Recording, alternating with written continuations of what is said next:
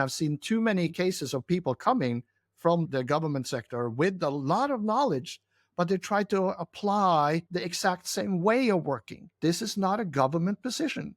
This is not the same way. You need to adapt or die. And I learned that the hard way the first couple of months. And I got some feedback from people who now are my friends and I trust. And whenever they give me feedback, I take that to note and to heart, and actually do something with it so I can improve myself. And I think that's one of the key things. Welcome to Unspoken Security by ZeroFox, the raw and gritty podcast for cybersecurity professionals who want to understand how threat actors are leveraging the internet. In each episode, your host AJ Nash engages with various industry experts to dissect current trends, share practical insights, and address the blunt truths surrounding security. Ultimately, the lessons learned will enable security professionals to take an intel-driven, proactive approach to physical and cybersecurity that extends past the perimeter. Let's get started.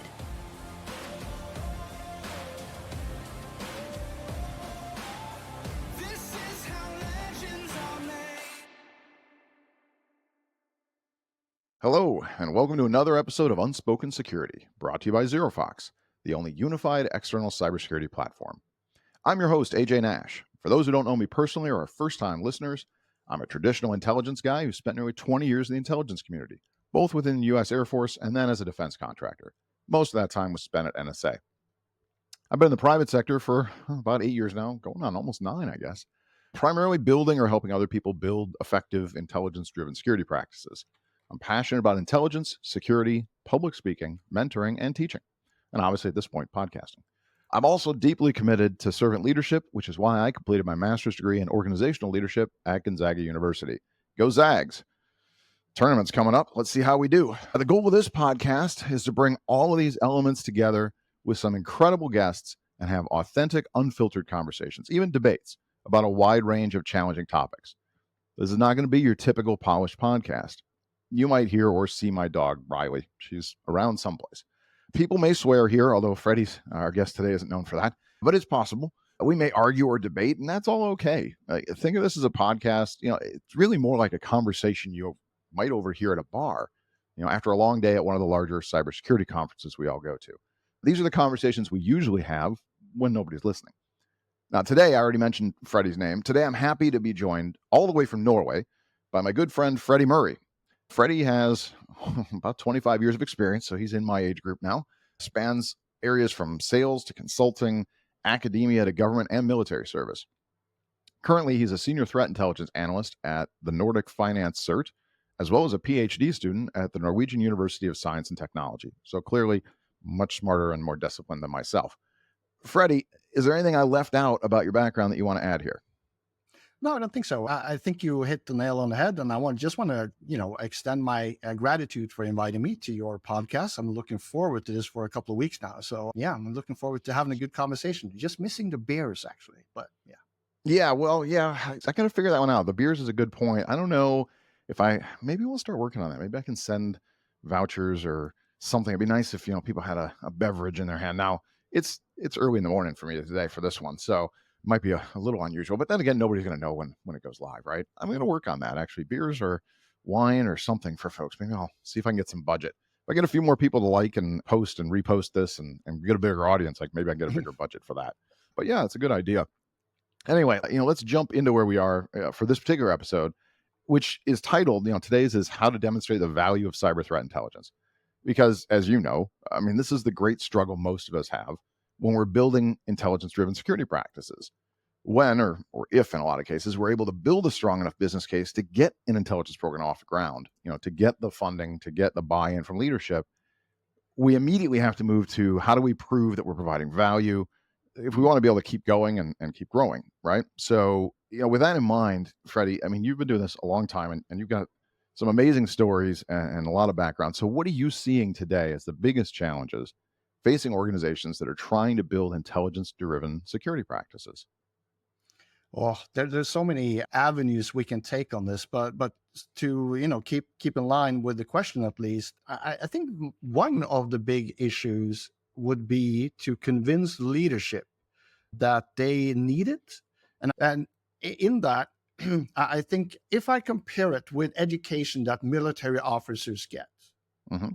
one huge part of this is in their training is intelligence. So when they do mission planning, they do planning in any type of way or form, intelligence is a huge ingrained component, and they're taught this. So in the military service, of course, whenever they plan a mission, intelligence is part of it. They don't. They will make decisions without it, but it's part of their planning procedures, if you will. Yeah. If we now compare this to a civilian education of leaders, when you go to business school, I'm not sure many business schools today include intelligence as a field or a separate study, elective, study, or as part of leadership. And that, I think, is one of the core issues we see in private sector specifically, where most leaders today do not have the education which includes to use or utilize intelligence. Thus, for their decision process, it's not natural for them to reach out to us. Now, not necessarily cyber threat intelligence, but intelligence function in overall. I speak to CISOs, I speak to chief risk officers, the CROs, and they're flabbergasted about how we can support them. And when I show them, they're like, "Oh my goodness, this is what we needed. Why didn't anyone tell us that we could use you for this? I would love to discuss this more. Can you come in and show us discuss?" So that shows and demonstrate to me over the last 5-6 years that there is a gap in our decision makers, and I'm talking about the higher ups in the decision chain, in knowledge of how they can utilize us. And then, people like me and you or us, we have a job to do in spreading the message, showing the love. But, all of us are at least, I'm a preacher in my own church, right? Everyone hears me all the time. Having people like you and others who are also professing the word, if you will, of intelligence, the benefits of it, the value, how they can utilize it, how they can gain value from it. That's sort of the one of the big aspects I see. But there's so much, many more aspects. But I'm not sure what your thoughts on this are. Well, first of all, thanks for the plug on Rise of the CINO. For anybody who doesn't know, CINO, the Rise of the CINO, is a paper I wrote a few years ago now. It's arguing for the chief intelligence officer being a C-level position. Feel free to Google it and pull it up and share it with your friends and neighbors. Because I agree with you, right, that we've got to push this, to a higher level and more in leadership. But it's an interesting observation you made about decision making, right, and in the military. And listen, I'm remiss in your intro, and you didn't correct me on it. I didn't even bother to mention you've been in the military too. You're still in the military, right? You're a second lieutenant right now in the Norwegian Armed Forces, if I'm not mistaken. So when you talk about military training and decision making within the military, you're speaking from a great deal of experience on the subject. I think you make a really interesting point that isn't really something that comes out of business school, right? There's I'm sure there's a lot. And listen, I haven't been to B school, so for those who have, feel free to correct my misunderstandings. But I'm sure I haven't heard anything, at least about a lot of discussions about decision making tied to intelligence, right? There's a lot of different ways to make decisions, and people I know who come out of these schools are often very, very bright and very good at making strong decisions quickly, but not intelligence driven decisions. It's a different way of doing things. And I think, it's great to hear. I've had some of the same conversations you mentioned. When you meet people and you start having this discussion, they go, "Well, we didn't know you were here. We didn't realize you could support us this way." Right. Yeah. I think you hit it on the head that there's this education component that's just missing is the ability to just explain to people what is intelligence. What do we actually do? And you mentioned a crusade, which is almost what it has been, right? For the last 7 years or 8 years at least, of just telling people, this is data, this is information, this is intelligence. These are not the same things. And intelligence analysis isn't just a smart person with Google and an idea who gave you their opinion, but that takes time to explain to people. And I have the same conversations where I'll say, "Hey, listen, this is what intelligence really is." I go through the process. I start showing about structured analytic techniques. And, then people go, "Oh, I didn't know any of this." And then you have to explain the language, right? The difference between possible and probable and more likely and less likely. And, explaining all these caveat languages and all the ways we speak in intelligence. So I think you hit it on the head. And I'm excited to hear that you're having the same observations on your side of the world that I am. Also frustrated to hear it, we've spoken about this many, many times before as well. And, that's how we got to know each other a few years ago. But I guess we'll get to that later. But absolutely. I want to jump back to an earlier episode you had with Lisa Ackerman. And she had a quote, and I'm just going to read. So she said, taking intelligence to the C-suite. So the C-level, the chief financial officer, the chief risk officer, the chief information security officer, the CISO, and actually introducing them to the benefits of utilizing intelligence as part of the risk equation. So usually we have a threat, and there's some vulnerabilities, and there's, there's a consequence. There's so many different ways of calculating and working with risk. Now, I have to admit, I don't work with risk normally, so you have to forgive me if I mess this up. But when we talk about introducing intelligence to them, they need to understand the basics of what intelligence is, what a bias is, what critical thinking is, what goes into the intelligence part, so they can understand when they get something from us and an assessment from us, they understand the underlying parts of it. I'm not saying that they should become intelligence analysts, but at a minimum understand a little bit of what it is, and then thus what the benefits and value could be. So once they can do that, they can take it into their job and actually do their job better, because they can trust the information we gave them perhaps better. I'm not championing to bring structured analytical techniques into them. What I'm saying is they need to understand the basics of what intelligence is and how they can actually benefit from using it, and that function, that role, and actually try and fail a little bit to figure out the exact sweet spot and how they can utilize it best for that particular role or for that particular subject, if you will. Well, yeah, and I agree with you. Yeah. It's not, there is that sweet spot, right? You don't want to go too deep with leadership or anybody really, because they don't have to know all the minutiae and the details. Structured analytic techniques, listen, we could have days and days of training on that and discussions, Right. and they don't need that any more than they need to know all the minutia of how to reverse engineer malware, or all the minutia of every tuning that goes into every tool, right? Leadership doesn't have the time and energy for all of that. They need to understand enough to know this happens, that this isn't magic, that there's a process and some science to it, and then enough to believe it, right? And to trust it. Not all the details. So it's finding that spot. But like you said, I've had these discussions. We're just explaining structured analytic techniques in a, at a 30,000 foot view. What is a structured analytic technique? And going through a couple of those and saying, there's a whole book on these. We're not going to go through all of them, but just so you understand, here's the names of some, here's how these work, just so they understand there's a lot more to this than just, hey, we Googled an answer and wrote it down for you. When leadership buys in, when they understand these things, and I've been lucky enough to have some success in this area in the past, a big change, right? I'm curious if you've had the same experience. When I first moved into the private sector, my first gig was at a bank, and my job was to help put together an intel program. And at the beginning, it was just questions from leadership were a lot of boil the ocean, tell me everything you know about this, that, and the other. And it was just jumping around, and they wanted a million things. They wanted them very, very fast. And there was a real misunderstanding of what we do and how we do it, and therefore how fast it can happen and what the results will be. And caveat language meant nothing. So if you told them something that was low confidence with a ton of caveats, or high confidence with almost no caveats, they only took the last end of it. And you had to explain, no, don't run and do anything with that. That's a really low confidence assessment, because you asked for something in 12 minutes that should take 12 days. But as we started to get that education going and they understood, I found that they asked less questions. If they asked them, they asked better ones a lot of times. But also we found that they spent less time spinning themselves up and distracting themselves with, say, the news cycle and a lot of outside things, because we were able to gain the confidence, and the understanding of what we did, and try to become one of, if not the primary source that they were going to. So instead of going out to the world, getting ramped up by whatever was out there and coming back panicked and asking us a lot of things, it was, hey, let's wait for the daily briefing and see what these guys tell us.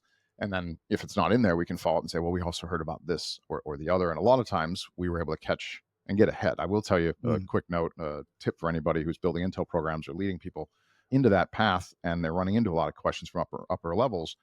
Ask them what sources they use today. So I found, once I knew what sources my leadership found interesting or trusted, we spent a lot of time on those sources. And sometimes we just get ahead of the curve. We'd get the source and we'd ask ourselves what questions are going to come out of this source, and we'd start answering those questions before they were asked. And so when the briefing would come, they'd obviously would be answering questions we thought were coming, and they gained more confidence and they asked less questions. So anyway, that's a lot of words to say exactly what you're talking about, which is about building this trust and confidence and shared understanding without going so deep into the weeds. We're not trying to turn every C-level or every leader into an intel professional. We just need them to understand what we do to a level to realize it's not just Googling and writing things down and giving opinions. There's a lot more structure to it. So when they get it, they have more faith in what we're giving them, and what more understanding and confidence in what those assessments are, so they can act appropriately. It takes time, man. I don't know about you, but I've seen this take, days, weeks, months. Some organizations never quite get there, because it does require leadership that's also willing to to learn and to listen and to grow, which can be challenging. But I think it's a worthy endeavor. I know you do a lot of this, and so do I, and so do several others in our industry, of just trying to bring the best from the intel community out and help people understand how important this can be and how impactful it can be.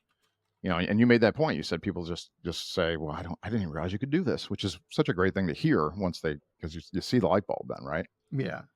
And this ties into, the reason we should tell them a little bit about it. So let me take a step back. I'm not saying we should tell them or teach them intelligence. I'm not saying that we should do that to the board of directors or stuff Sure. like this, right? I'm saying my go-between would be, or my go-to are the CISO and the CRO, because they deal with risk and they have to portray the actual threat level and the actual risks involved Mm-hmm. in operating the business.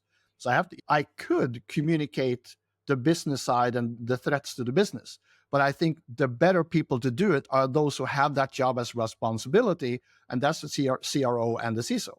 So Mm-hmm. those are my people. Those are the ones I need to focus on. So as far as they understand it, they can turn around to their products. Now, because it's not part of the education, we have to do this so they're at least at the minimum level of understanding so they can utilize it the best. That's why I'm saying this. Mm-hmm. The second we get this into education and so more people know and understand, then that probably won't be as necessary after a while. So but this ties into budgets and time as well, right? So now we're getting into another answer to your question. Budget is about money, of course, and time is also about money per se, because we have to prioritize the people and their time, which goes into how much money are we spending on these people and what are the value and results we can get out of them. How are they actually supporting the business or their role and responsibilities that they're, dedicated to deal with. So there needs to be someone then in some sort of manager role in terms of team leader or a manager for a cyber defense center, whatever the case might be, who also need to understand the value of intelligence, but also more into what actually goes into it. So they know that if you're going to reverse engineer a malware, it's going to take 2 people a week or 1 person, maybe 3-4 weeks to actually get down into the weeds and expose everything of that malware, if not longer. So they know this. But when they turn around and talk to a CTI person, hey, what's up with this thing, or can you help us with this assessment? That's actually going to take a person a week or 2 as well, because it's so much more complex than just a yes or no question. If it is a yes or no question and we have the information, then it's not intelligence. We haven't done anything. We just have the answer. When we have to assess because we have the incomplete picture, which is the puzzle, we have a puzzle but we're missing pieces, that's when intelligence starts to be relevant. If we have the answer per the fact, I would say and argue that then now it isn't intelligence. Now, I know a lot of OSINT people and a lot of CTI people and incident responders will go, well, yes, it's intelligence. Well, I'm not sure, because if you can read the answer from your logs, what happened when, you're not assessing. If you're saying, oh, it's highly likely this happened because the log says so, and we have 3 different log sources that says the same, I mean, there's no puzzle here. You have all the pieces. It's when you're missing pieces, you actually have to do assessments. And understanding this, I usually see this understanding grow as in maturity of the CTI people. So when they're starting into CTI, there's still a lot of technical. When they mature more and work with 5, maybe 10 years even, that's at least what I see here in the Nordics. More mature CTI people are looking more into, well, how can we actually utilize intelligence into our work? That's really interesting. And that's actually just a plug for me. That's what I'm researching on my PhD. How can we use intelligence methodology in CTI, and not incident response, but CTI work, where the I is the intelligence side, and actually implement intelligence methodology in a good way when we have a little shorter time span. But we still have to set up some resources to actually work on longer term. So having money to set that up, having people who knows what you and I do, and then actually setting off time that, if we're going to write a report on this, it's going to take time, and we have to have people who knows what they're doing. So those 2 are, relevant. And you mentioned, boiling the water, I call it, I think Brian Moore says, just download the internet and then, give the answer. And I find it so true, because most people are living online. They have LinkedIn, they have Facebook, they have multiple channels in social media. but also following, Bleeping Computer and many Mm-hmm. other sources that they get their intel from, or information, I would say. And they're like turning around and talking to the CTI team. Hey, we see this thing on the news and it's in Asia. We have no business there, but what's the danger to us? Well, we don't Mm-hmm. have the technology. We don't have the location. We don't, according to, the threat actor, they're not interested in us. So, it's a non-starter, but then we have to spend time on it and explain it to them. So I usually like, and going back to what you said, I like to monitor what's going on and have a short sentence on, hey, this thing is in the media now, these three things, they're irrelevant for us because of the Mm-hmm. technology stack or the vulnerabilities we don't have, or whatever the case might be, or we're looking into it. I'll give you more details if you want in 2 days. Yep. So, Well, and you make some great points in there that, that really circle back to what we had said, right? We have, once our leadership understands, at least at a high level, again, what we do and how long it takes. Like you said, people understand how long reversing malware might take, right? You can say it takes a few days or whatever it is, but they don't understand when they ask us a question why we say it's going to take a day or 2 days or a week or whatever it is. And I think that's that disconnect, right? Because they're thinking, well, you're just going to go to Google, you're going to Google it, and you're going to write me an answer, right? That's what they do. I think people misunderstand their version of research for an Intel version of research, which is a different process, right? And I've had that happen where you say, hey, we're going to have a paper and the paper's due in 2 weeks. And they say, well, how long is the paper going to be? I say, it's going to be about 4 pages. Like, how the hell does it take 2 weeks to write 4 pages? I'm like, well, it doesn't take 2 weeks to write 4 pages. It takes a few days to write 4 pages really well, but it takes that whole week and a half to do the research and to apply the analytic techniques and to, probably get a second person to take a look at it. Nice to have a peer review in there and some editing, all this other stuff you have to explain. But the reason for that is because when we present a piece of intel to you, an assessment, you're going to make decisions based off of that. If you just want somebody to give you a quick snap answer and then you're going to make a major decision off that, that's really risky. That's not a great plan. And so, but as you said, as we go through this and they understand that, then they understand how long it's going to take. There's a shared understanding, expectation management. I spend a lot of time talking about, right? And that's that shared understanding on expectations. If you give me a day, a week, a month, a year, I'm going to give you an answer to the same question, but it's going to be a very different answer based on that timeline. You're going to have a ton of caveat language, and it's not going to have a lot of research if you only give me a day. If you give me a year, it's probably too much for almost any question, frankly. You're going to get a PhD, dissertation at that point. But once they understand, and that's the key, I think, that's the reason we have this education piece, to let them know there's a difference between the answer you're going to get from an Intel team and the answer you're going to get for yourself or from a friend when you just ask a question about, hey, what do you know about this? There's a fundamental difference because we do things differently. And as long as people see that, just enough to look behind the curtain and realize this is different. This is not just us, like I said, Googling and looking around. There's a lot more to it. Then it makes more sense. And then it helps us, get into this discussion about metrics and about value. Because like you said, it's all about money. It's either money you have to spend on the resources, and the tools, or the money you have to spend in time, which is still money, as you said, any company that's for profit, certainly, at least. Nobody has unlimited budgets. So, the key piece is they understand what we're going to provide them is for decision-making purposes, which is why you want to put in the time and effort to get it right. We're an efficient group, I think, generally. I don't know many teams that sandbag too much. I'm not going to lie. If you give me a deadline opportunity, I'm probably going to sandbag a little bit in there. I'd rather deliver ahead. I might tell you 2 weeks when I know it's going to take 8 days. So if we have new information that shows up we didn't expect, we don't have to delay coming out. And if we don't, hey, we're a little bit early. What a good deal. We're on time. Wewe're providing value. Very few teams. What you call sandbag, I call underdo it. buffer, right? So Buffer's a better word. Yeah, it's a better word. The thing about it is really just that expectation management. You don't want to be late for things. People want to make decisions. And if somebody needs a really quick answer, hey, this is an emergency, we need it now, we have to be able to explain to them, that's fine. Just understand we're going to have limited time. So we're going to have a limited opportunity to do the research. So it may not be complete research. We're not going to have time to apply all the analytic techniques we'd like to. You're going to get a lot of caveat language. If you want to make a decision based off this, you own a lot more risk because we haven't had the time to do everything, which happens sometimes. And we all know that, right? And so a lot of times I say, well, I'll give you a fractional now. And if you give us more time, we'll give you more context as we go forward. So I think those are all really important points you were just making here.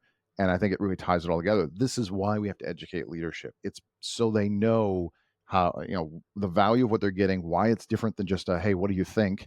And, it's not a shooting from the hip, and why it takes a little bit longer, but why you should have more confidence that you're going to be able to make strong decisions off of this. There's still risk involved, and we should, as Intel folks, if we're writing something, be able to tell people, what it is, why it matters, what you can do about it.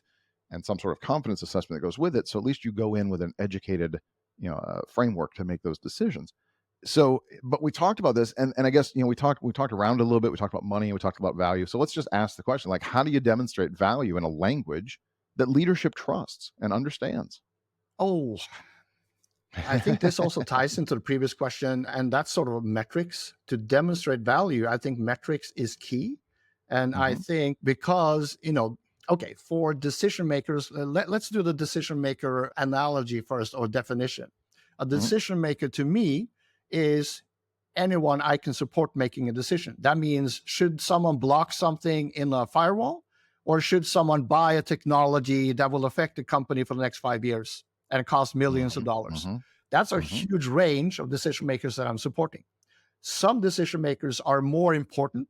Usually, those are the ones that are controlling money, controlling funding. If they don't get the value from us, or understand what value they can get from us, they will cut the CTI department really fast. So, our key Mhm. job is to make sure that our key stakeholders, our key decision makers, are happy and getting the value that they expect. That ties into what you just was talking about, and that was the expectation management. If they have unrealistic expectations on what we can do for them, and we under deliver because they have higher expectations than we can actually deliver, then they will never be happy, and thus they will cut funding after a while. So our key job is to make sure that they are happy and delivering value to them consistently over time. So whenever there's a budget cut discussion, the chief risk officer, the chief financial officer, and the CISO are fighting your cause. I Mhm. cannot, Mhm. overemphasize that enough. So demonstrating value that way is sort of a key point. So those who those who are dictating the money and the funding, those are our key, buddies. We need to, buy a bear at the Christmas party and stuff like this, right? That they Uh-huh. need to be on our side, and being cunning people and using social engineering and anything you can to have those in your corner and fight your cause when there's tough times ahead. Yeah, well, undoubtedly. I mean, I've said for a while my opinion on the subject. When it comes to leadership at the highest levels, the board level really only speaks two languages. It's really just money and risk, right? And Hmm. and to be honest, I've started modifying this over the last year or two. They really speak one language, and it's money. The risk part is really just what's the risk to my money. It's I used to say it was money and risk, and that either raise my profits, lower my costs, or lower my risk of something negative happening. But the truth is that risk of something negative happening is something negative that's going to affect their finances. Hmm. If we're talking about for-profit businesses, I will say, Yeah. government obviously has a different way of looking at things because our governments print money. Their risk scenarios are a bit different, and nonprofits are a bit different, and healthcare might be in some cases different. But in most cases, it really comes down to money and risk, which a lot of times is just money, right? So helping them understand how we're going to positively impact those areas Mhm. matters. If we provide intel, I said earlier, tell me what it is, tell me what it matters, why it matters, and it should be why it matters to us, and tell me what we can do about it. Because that can tie back. We also have to put it in those terms a lot of times, though. There's a threat. We think it's a high confidence threat based on all this body of intelligence. It's a threat to a system that we have. We are a likely target because we fit within the realm of what this adversary has been known to target before. And what you can do about it as a result is here's what their TTPs, et cetera. We can make these changes.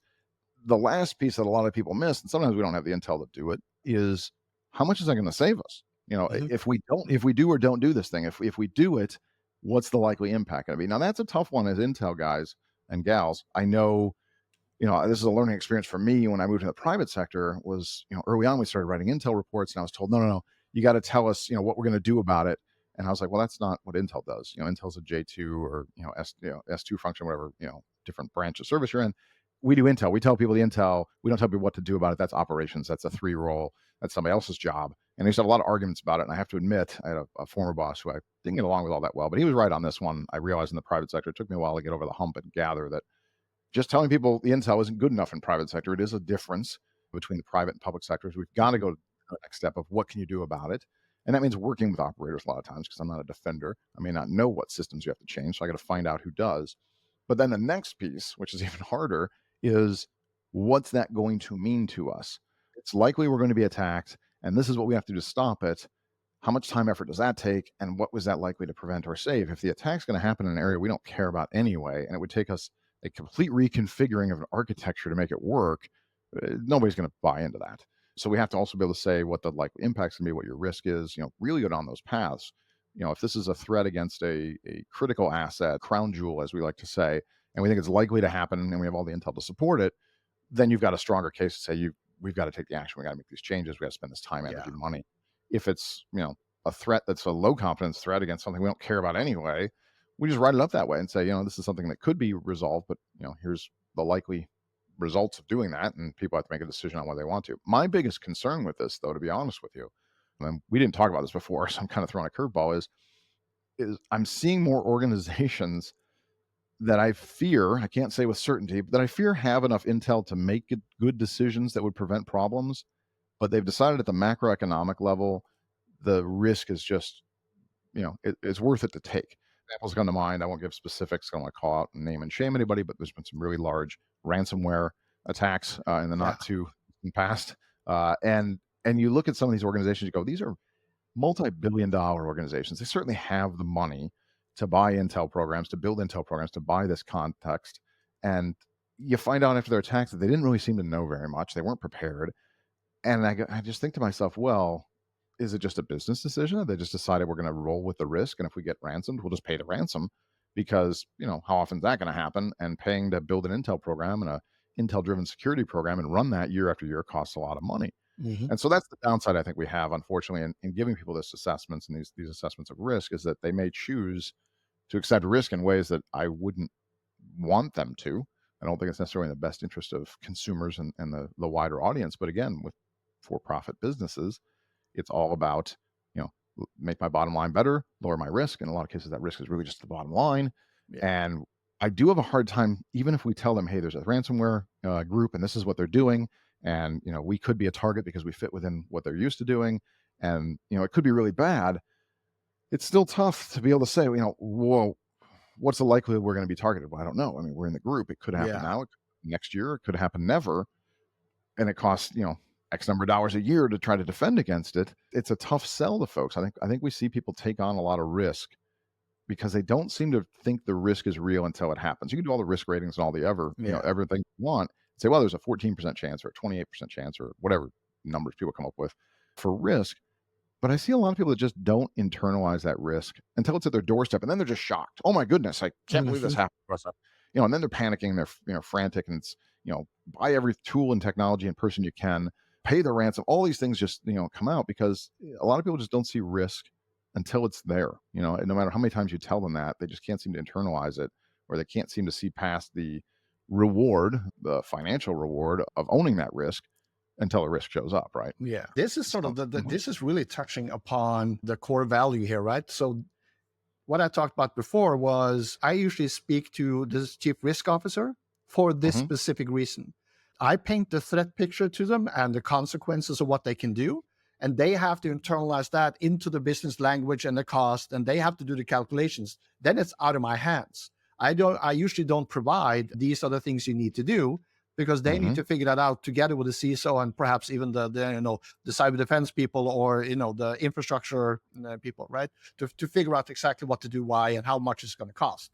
So that goes back to something you also said, the money part. And I mentioned that before earlier.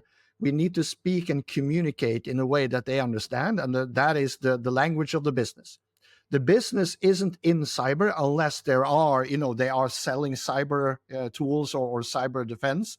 So for instance, your company is in cyber. That's what you're living off. That's just sort of your main focus. But a bank is running a bank. And it's all about the dollars and the cents and the red numbers and the black numbers. And they always want everything, going positive. And so if they can see that, if we, and you just, again, hit the nail on the head, there is a yearly cost to having CTI people. There's a running cost of defending this. And year over year, if ransomware never happens, that's money they can save. And then once it happens, they can fix it, organize it. It'll cost, it'll hurt. But over 5 years or 10 years, it happened once. They can save a lot of money, right? So then it goes back to communication. And that's where I started, right? We need to educate them to understand how they can use us to use value, and perhaps not, having a full-time employee, maybe a 50% working on CTI, not, recommended, but at least having a good CTI function through a vendor, through a SOC, whatever the case might be, that actually can provide value more than, oh, you had 17, malicious emails that passed through your email gateway last month. Okay, so what? Right. What does that mean? So what of the so what and now what, right? Those are the words I'm used to in terms of, what can we do with it? What does that mean to us? Which is, another thing. And I think that, again, going back to, we as CTI people, we need to be able to communicate in a language they understand. And that's sort of my core job. I work at the strategic operational level, not so much at the technical.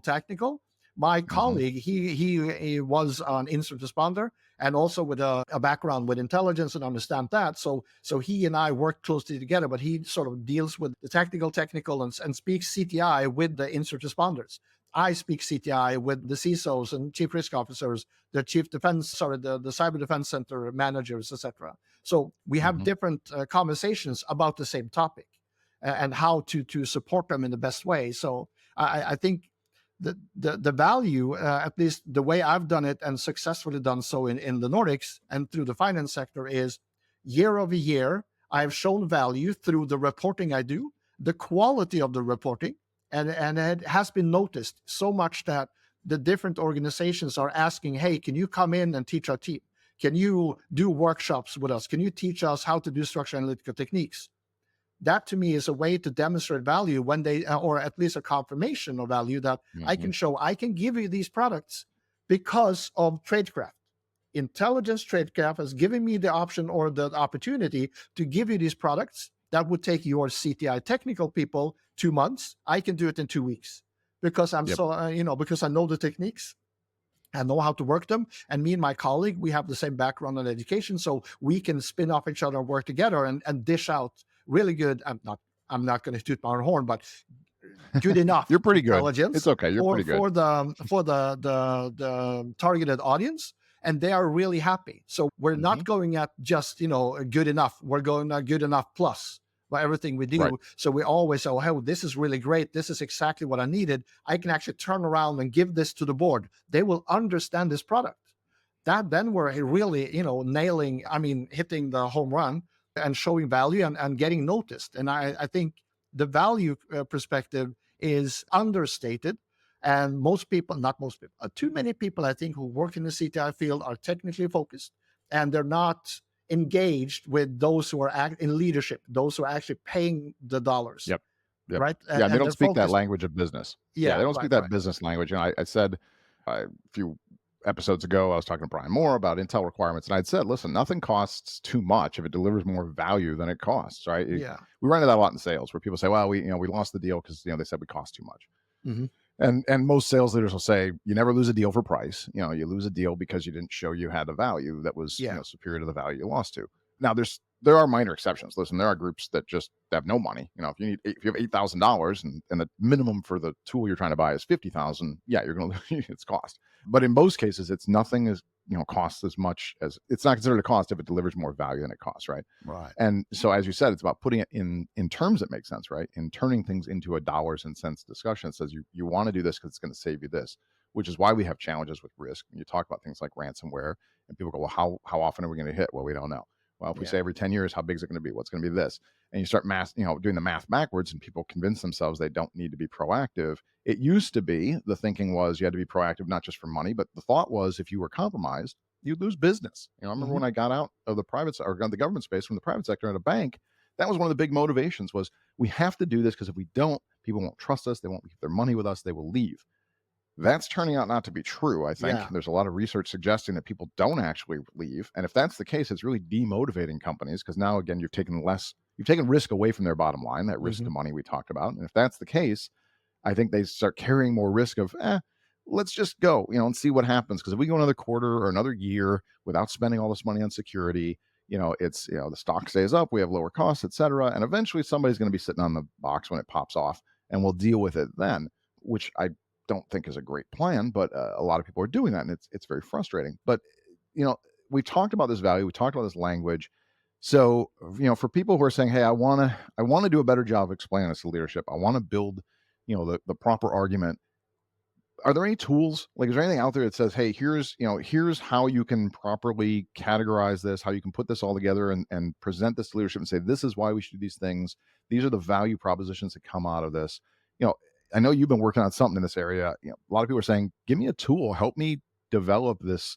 So, what do you want to share in this one? So one of the key things here, and I got to mention different things that I know of. So there's a workshop that I'm part of, the first CTI conference in Berlin. This is the third year. Yep. We're running what's called an intelligence requirement management workshop, basically teaching CTI people how to identify your stakeholders, prioritize them, and finding your key stakeholders. Then discussing with them what are the requirements and having that expectation management conversation, figuring out what they actually want us to do so we can tag what's the value we can deliver. Then identify their questions, tying those questions into requirements that then can be tied into sources. And once you know your sourcing, you know your questions, you know how then you can start structuring your product, and then going back and demonstrating value and having follow-up conversations with your key stakeholders. You asked for these things in January. Now it's June. After 6 months, we have delivered these products, answering these questions, which were the ones we highlighted in our conversation in January.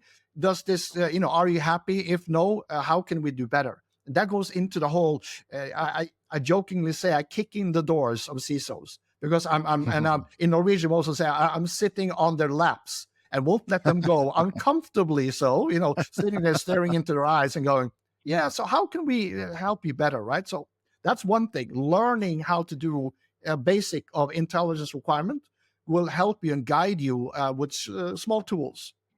Another one, you had Brian Moore on the last one, and he has some sort of, a software that can help and structure this, but it's in a more complex way. So if that first one, the IRM workshop, sort of is a starting point, and you outgrow this, I would look into what he's doing, because I love what he's doing there as well. Now, the last one is to understand intelligence and understand what it is. And, when you look at different blogs, you hear on podcasts, you read all these articles about intelligence or books, they usually mention 4 or 5, maybe 6 steps of the intel cycle. And, they dig about this deep. And then they quickly move on to what they're more comfortable with, if it's malware analysis or, technical CTI. It varies, but a lot of people, and even in the intelligence community that I see, they might have been working there for 25 years, but they worked on this specific part of a military unit, or that country, or this person, or their capabilities and X, Y, Z, and they're really good at it, but they haven't, lifted their gaze to understand how does what I do fit into the intelligence process. So enter how you and I got to know each other. It was summer of 2019. I just read your CINO article. I think it's from 2019. And I was like, oh, this man is speaking my language, because I started in the cyber world in 2018. So I only been there since October 2019. So not even a year when I reached out to you on LinkedIn, basically kicking in the door. Hey, I need to speak to you and we need to have a conversation. My biggest issue was people in cyber threat intelligence, they were talking the talk. They were using the words, they were using the acronyms, they were talking about the requirements, this, and, collection plan, that. But when I discussed with them, they had no clue. Absolutely no clue. And you and I spoke about it, and I spoke with Sergio, the guy who invented the diamond model. And one of you or both of you mentioned that, someone should create a mind map to sort of explain better that there's so much more to intelligence. So over Christmas, we were both too lazy to do it, I think. Sergio, I don't know Sergio. Andy Pendergast, the other guy with Diamond Model, and Andy and I know each other in passing. Sergio, I won't claim to know, but I'm sure we were both just too lazy to do it. Yeah, it's a great idea. We need this mind map. This would be a fantastic thing. And then I go on to do something else, right? Because there's a million things to do. But you went ahead and did it. Yeah, that's the thing, right? So over Christmas, I usually dive into some sort of project every Christmas, between the holidays of Christmas Eve and New Year's Eve. So there's a week where, I can indulge with it. So I started playing with it. And I remember calling you and also Sergio and other people up afterwards, in January, February of that year, 2020. It's just, this is a starting point, what do you think? And we walked through it, and you added ideas, and everyone I spoke to added ideas. Then COVID hit. Then I Yep. had a lot of free time on my hands. So I reached out to former CIA, former FBI, former GCHQ. I had no shame. I just reached out on LinkedIn and say, hey, I have this project. I would love to interview you. Can we have some time together? And also, I'm looking into doing a PhD. So sort of that was a plug to this will be my research, but I need to do some pre-research to it and understand what's going on. So I interviewed, almost 50 people, and I spent hours with all of them walking through every step. So it grew from being a Intel process to be Intel Intelligence Architecture Mind Map, where I can't remember now, but someone argued that, I shouldn't call it the process, maybe call it architecture, because it's actually exactly explaining in real, detail in what goes into intelligence. What are the requirements or prerequisites if you're going to do stakeholder engagement? What are all the things you need to cover if you're going to build an intelligence program? So when you look at the intelligence mind map up in the top right corner, that's basically what we call the intelligence management, where you have to have the funding, the structure, how to build it, how to structure it over time, and also how to mature it over time. How are you going to get buying budgets? How are you going to defend the budgets over the next couple of years to actually build this function? The next 4 points of this mind map is the Intel process. 4 steps, that's what NATO uses, which is direction, collection, analysis, and dissemination. Those are usually the 4 steps with some variations of the names, but that's the standard that NATO has used since 1980 something. And, and that hasn't changed much. I know a lot of people are building now, 4 steps, 6 steps. I've seen as many as 16 steps in an Intel cycle. And I'm like, I'm not sure if they're covering or understanding what it is.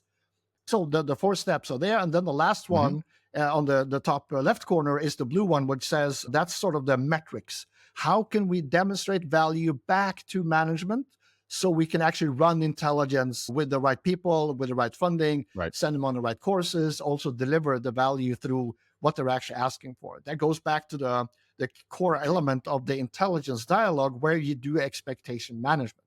So all of this is so much more complex than the 4 steps of the Intel cycle. So to actually run an Intel function, you actually need more.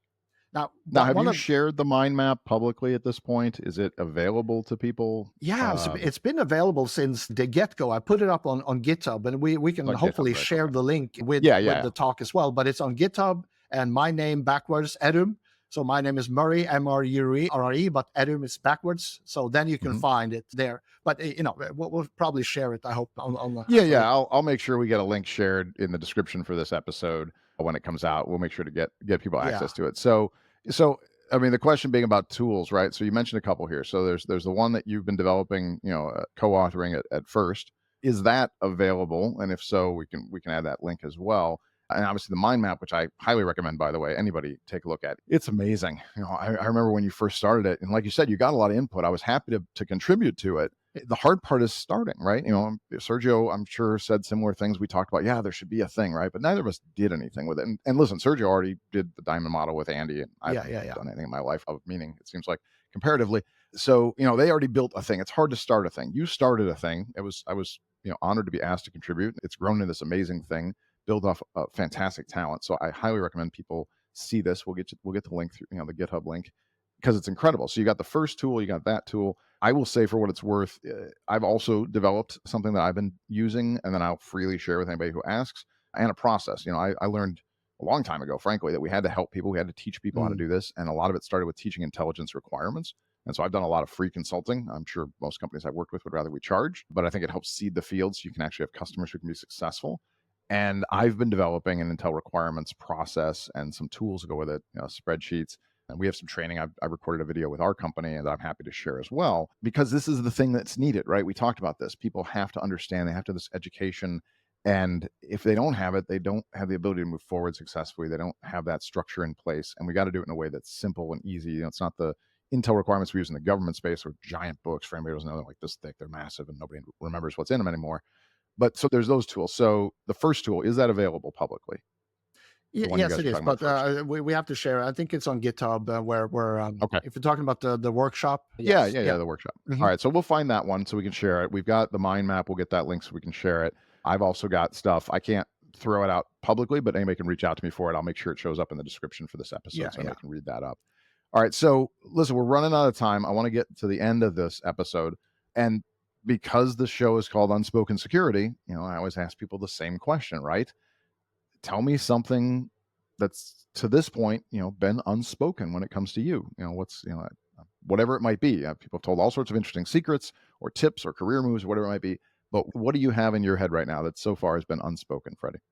Well, I think I can only speak for myself. When I started, Sure. I went out of the military and went into the private sector. That was in 2018.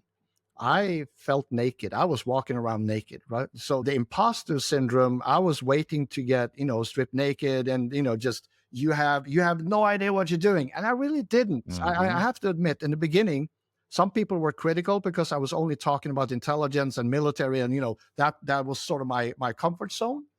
And though they challenged me in the sense of, well, you need to focus on the value, right? And that clicked for me really, really quickly. How can I demonstrate value of what I know? And I need to step out of the government role, how we did stuff in the government. It doesn't work in the private sector. And I've seen too many cases of people coming from the government sector with a lot of knowledge, but they try to apply the exact same way of working. This is not a government position. This is not the same way. You need to adapt or die. And I learned that the hard way the first couple of months. And I got some feedbacks from people who now are my friends and I trust. And whenever they give me feedback, I take that to note and to heart, and actually do something with it so I can improve myself. And I think that's one of the key things. I felt like an imposter in the beginning, and I knew it. I felt it. They told me so. I'm like, okay, I need to fix this, right? Because I had no idea. I was my boss, God bless him. He hired me as an intel analyst. He didn't know what to do with me, but he said, there's something there. I'm not sure yet how, but you need to figure it out. So he gave me sort of an open slate so I can sort of fill in the blanks the way I thought it was. I messed up quite a few times in the beginning, but then I sort of found my groove and started showing value. And then I got confident and I was, okay, no, you know what? I can do this. When it takes time. So I felt alone because I didn't have anyone I can talk to about this. So that's, I guess, why I started reaching out to people like you and others, people I thought, hey, these guys have done the same thing. They came from, the same type of background. They ventured into private sector. And I remember all of us, at least you and some of the others, we were like, oh, we know, we all agreed that, there's a big gap in knowledge. How can we do this? And that sort of gave me the boost to move forward, to figure out, how can I adapt to this? And Lisa, in one of the episodes you had with her, Lisa Ackerman, she said, there's a decision advantage. I usually call decision support, but it's actually decision advantage. And I really, really love that term. I'm going to steal it and use it going forward because it's better description of what we're doing. So yeah, I think the feeling naked, feeling alone, feeling like a fraud in the beginning, it's normal, but I had to, and I've seen that in other people as well. I remember a story. A head of one of the organization's CDC told me that, he had hired intel people before, but they came in with geopolitics and a completely different view and understanding of what he needed. So whenever he turned to those people, he never got what he wanted. So he was like, I don't know what to do with people like you, he told me. And I was like, oh, challenge accepted. Now he knows, and he buys me a beer every time we meet. And it's like, I got you wrong. I got you wrong. And I'm impressed. And I give him a big hug every time because he was one of the people who sort of nudged me into the right space. So adapting. Well, you make a good point that, you make a good point.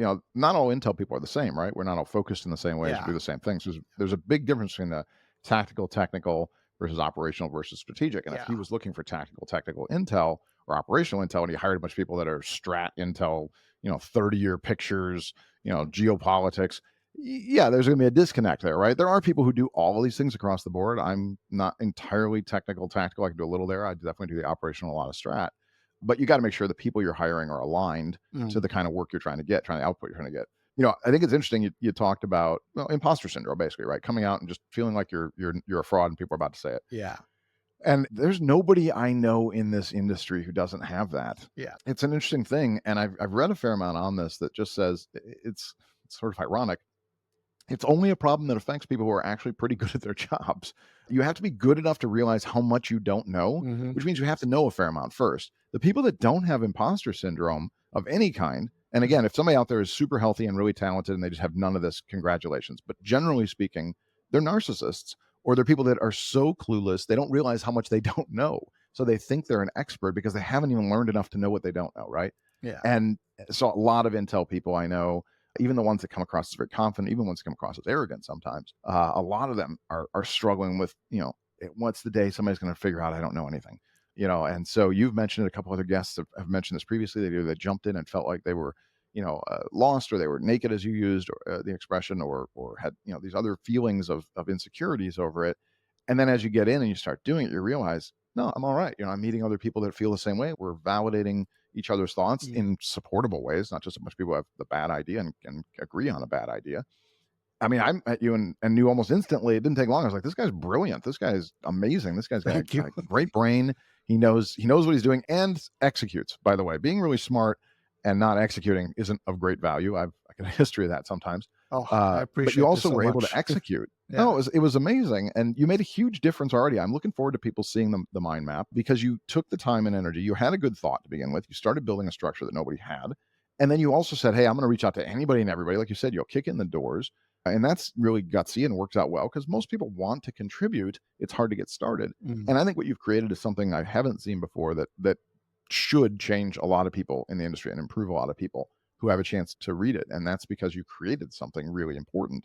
And it's because you had the vision. So I mean, you're better than you think, as I'm sure, as Oof. most people I think are, frankly.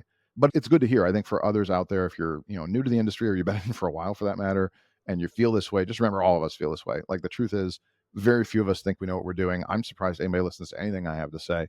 And I've been doing it long enough to have a whole lot of gray over here and not as much gray matter up here anymore. So, we're all doing that. But when you sit down and think about it, and I know you can do this, I had somebody pointed out to me, start talking about any of these things, Intel requirements, Intel cycle, Mm. all of a sudden we're an hour and a half in, and you realize, geez, I must know a fair amount about this, because I just keep talking and it's all new material, right?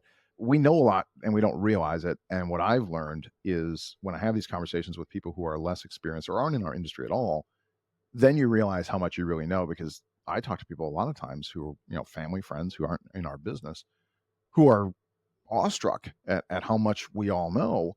And then you realize, oh, it's because I spend so much time with so many other people that are brilliant. I work with smarter people every day. The world doesn't know everything we know. So, but I think it's a good thing that you've said it. I think it reassures folks. It should, at least. I mean, Freddy, if you guys don't know him, you should get to know him and reach out and talk to him. The guy's brilliant, and he's got an amazing career, military, intelligence work. Like I say, he's working on his PhD now. I mean, this guy's really sharp and knows a lot of things. I'm blushing And now, please. so, I yeah, thank you and so doesn't much. and I doesn't mean, think so. Well, yeah, you're no, also very and humble. the same to you. I Maybe it's the mean, Norwegian thing. that reaching out to people who are smarter than me, that's what I do all the time. So when I kick in someone's door, is because I think they're smarter than me and can actually contribute to and helping me. I have a messy mind. I'm not sure how you work, but my mind is like Oh yeah. everywhere. So creating mind Mhm. maps is a way for me to get it out, structure it, and so this is what I'm trying to say, right? So my mind is, as I said, is everywhere. But thank you so much for the kind words, and I right back at you, AJ. I mean, you're amazing in everything you're doing, and sharing your thoughts, and sharing the knowledge that you have over all these years you worked inside of government and now outside as well. So yeah. Yeah. Well, thanks, man. I appreciate it. I help a few people along the way. All right. Listen, this If I has been can just finish fantastic. one thing, Yeah. though, Absolutely. on a Yeah. positive note, is that one thing I've learned is that although I didn't know what I was doing, and sort of trying to figure it out, I, I'm doing a PhD, for Pete's sake, right? So I Mhm. must love either hurting myself, or I actually, maybe I have something to contribute with, and that's given me sort of a self confidence boost, in the sense of, yes, I didn't know what I was doing, but I actually grew on it and learned by it, and I loved it. Looking back, I was nervous and like, oh, it scared me, but that was a good feeling. I can't explain it. So now I'm hurting myself again doing the PhD, right? So there must be something there. So yeah. Well, it sounds a little bit like people who work out their bodies, right? And when you first start, you hurt, like Mhm. you're stretching your muscles, right? And it hurts, and you get up next day and you're sore. And people who continue with it, they get past that soreness and they build muscle and they build Yeah. stamina if they're doing whatever kind of workouts they're doing. anybody who looks at me realizes I don't spend a lot of time in the gym, so I Me don't know what the hell neither. I'm talking about. But I think what you're describing is the same thing, right? You put yourself through that pain because there's the growth that comes with it, and you realize the results. And then you go, I like the results. Let me do it again. PhD programs are very intimidating. I've looked at, higher education. I haven't pulled the trigger on that, much like I wasn't able to build a mind map. So I'll probably follow you at some point and see how you do with it. Yes, please But do. it's very impressive. And I'm with you. It's, again, stepping back into the breach and saying, I want another uncomfortable thing because look at the results, right? So I'm always impressed, by what you're working on. I'm really excited about the PhD program, that you're in, and I think the contributions you're going to make and are making already are really changing the industry. And it's fun to watch. I'm excited about it. I'm thankful we're friends. Eventually I will run out of friends for this show, so I better find people that want to come on who don't already know me and maybe owe me a favor. But dude, I'm so thankful you came on the show. I'm glad people are getting a chance to meet you. Hopefully more people will, and reach out and work with the tools that you talked about, and keep making the world, a little smarter and a little bit safer. So thanks for taking all this time. I'm going to wrap us up and get us out. I know people have other things they're going to want to do, but thanks again for coming on Unspoken Security and speaking with me for a while and hanging out. I really appreciate you taking the time. We'll follow back up. I want to see how the PhD program goes as you're moving forward. Maybe we'll have a chance to bring it back and catch on and see how it finishes. But, again, thank you very much for joining today. And for those of you who've stuck with us and listened and watched this whole episode, thank you as well. Please take the time to like and review and share with your friends and neighbors. If you love the show, tell everybody. If you don't like the show, tell very few people or nobody at all. But tell me, right? Give me the feedback. If you know somebody you think should be on the show, if you want to be on the show yourself, please reach out. This show isn't about me. It's about people like Freddy. It's about the audience. And I want to make sure we keep building this and bringing things of value to folks. So thanks everybody for taking the time to listen. Thank you again, Freddy, for being here. And that's going to be it for this episode of Unspoken Security. Until next time, be well and be safe. Thank you for having me. Have a good day. You too. That's a wrap for this episode of Unspoken Security, brought to you by ZeroFox, the only unified external cybersecurity platform. If you enjoyed this episode, follow us wherever you listen to your favorite podcasts. See you next time.